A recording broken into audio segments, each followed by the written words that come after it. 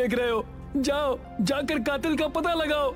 वो जो कोई भी हो, मैं उसे जिंदा नहीं छोड़ूंगा। मैं स्वयं पता लगाऊंगा कि मेरी पिंकी का कातिल कौन है। कौन है वो सैंटा जिसने मेरी बेटी को इतनी बेरहमी से मार दिया। देखिए, मुझे ये बात कहते हुए सही तो नहीं लग रही, लेकिन आपके बच्चों की मौत कोई साधारण मौत नहीं है। मैं कुछ समझा नहीं। जब मेरी कार यहाँ पर खराब हुई तब मैंने इस खंडहर की छत पर एक सैंटा को अजीब से अंदाज में नृत्य करते हुए देखा था। मैंने खंडहर का एक एक कोना छान मारा, मगर मुझे सैंटा का कोई नामो निशान नहीं मिला। कुछ तो गड़बड़ जरूर है। पिंकी और डेविड का अंतिम संस्कार कर दिया गया। अगली रात इंस्पेक्टर अभिमन्यु थाने में बहुत ही गहरी सोच में डूबे हुए थे।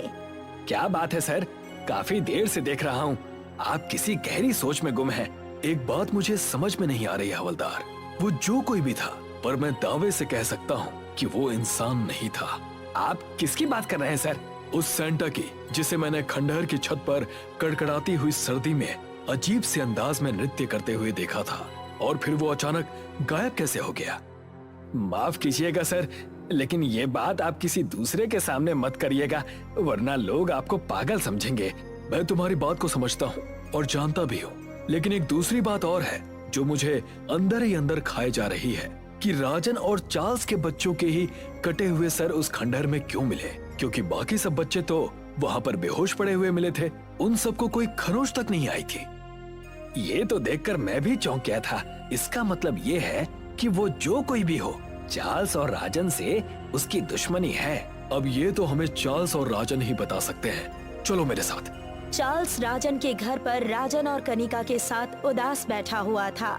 उन तीनों की आंखों में आंसू थे कि तभी अचानक कोई जोर जोर से दरवाजा खटखटाने लगा। जाओ, जाकर देखो, इतनी रात को कौन हो सकता है।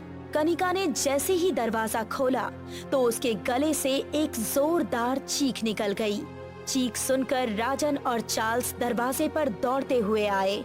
उनके सामने वही सैंटा खड़ा हुआ अजीब अजीब सी हरकतें कर रहा था। तुम तो वही सैंटा हो जो क्रिसमस की रात वाली उस पार्टी में मौजूद था। मैंने देखा था मेरी बेटी पिंकी तुमसे बात कर रही थी। हाँ, और मैंने भी देखा था कि मेरा बेटा डेविड भी तुमसे बात कर रहा था। कौन हो तुम? तभी अचानक सैंटा की आंखें किसी बिल्ली की तरह चमकने लगी। राजन, चार्ल्स और कनिका हवा में उड़ते हुए दीवार से टकरा गए। इंस्पेक्टर अभिमन्यु हवलदार के साथ पहुंच गए और पिस्तौल निकालते हुए सैंटा की ओर देखकर बोले, अपने आप को कानून के हवाले कर दो। तुम जो कोई भी हो बच नहीं सकते। सर, आप कमरे का दृश्य नहीं देख रहे। आपका अंदाजा सही था, ये कोई इंसान नहीं है। अपनी बकवास बंद करो। इंस्पेक्टर ने इतना कहा ही था कि तभी इंस्पेक्टर और हवलदार भी हवा में उड़ते हुए दीवार से टकराते हुए गिर गए। तभी उस सैंटा का चेहरा देखते ही देखते एक बूढ़े व्यक्ति में परिवर्तित हो गया। उस बूढ़े व्यक्ति को देखकर चार्ल्स और राजन की आंखें हैरत से फटी की फटी रह गईं। तुम, ये कैसे हो सकता है? तुम्हें तो मरे काफी समय हो चुका है। राजन सही कह रहा है। तुम वो नहीं हो सकते। तुम तो खंडहर से गिरकर मर चुके थे ना। तभी उस बूढ़े व्यक्ति का चेहरा देखते ही देखते बहुत भयानक हो गया और उसकी आंखों से खून बहने लगा और वो किसी शैतानी बूढ़े की तरह दिखने लगा। तुम दोनों ने बिल्कुल सही कहा, लेकिन तुमने पूरा सच नहीं कहा। इंस्पेक्टर अभिमन्यु और हवलदार बेहोश हो गए, मगर बेहोशी की हालत में भी उन दोनों को एक ही दृश्य दिखाई दे रहा था, और वो दृश्य था आज से 20 वर्ष पहले का, जब राजन और चार्ल्स 20 वर्षीय युवक थे। आज तो क्रिसमस की पार्टी में मजा आने वाला है चार्ल्स। सही कहा, तुझे तो वैसे भी मजा आएगा, क्योंकि आज रात पार्टी में तेरी दोस्त कनिका जो आने वाली है। अरे यार, वो देख, हमारे इस हाई सोसाइटी की पार्टी में इस बुढ़े को मैं काफी देर से देख रहा हूँ। और देख, इसके बगल में जो एक बच्ची खड़ी है, कितने गंदे कपड़े पहने हुए हैं उसने। ये तो हमारी सोसाइटी का माहौल खराब कर देगी। चल, इस बुढ़े और बच्ची से पूछते हैं कि वो दोनों यहाँ कैसे घुस आए। इतना कहकर चार्ल्स और राजन उस बूढ़े के पास चले गए। क्या नाम है तुम्हारा?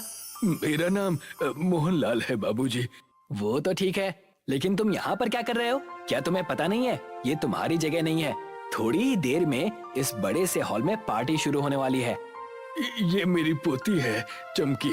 हम दोनों यहाँ से गुजर रहे थे, तभी ये बच्चों को देखकर जिद करने लगी। कहने लगी कि मैं भी सेंटा जैसे कपड़े पहनूंगी और मैं भी सेंटा को देखूंगी। मैंने सुना है कि इस पार्टी में बहुत से लोग सेंटा बनकर नृत्य करते हैं, पर कुछ देर बाद हम लोग चले जाएंगे। मेरी पोती सेंटा को देखकर खुश हो जाएगी।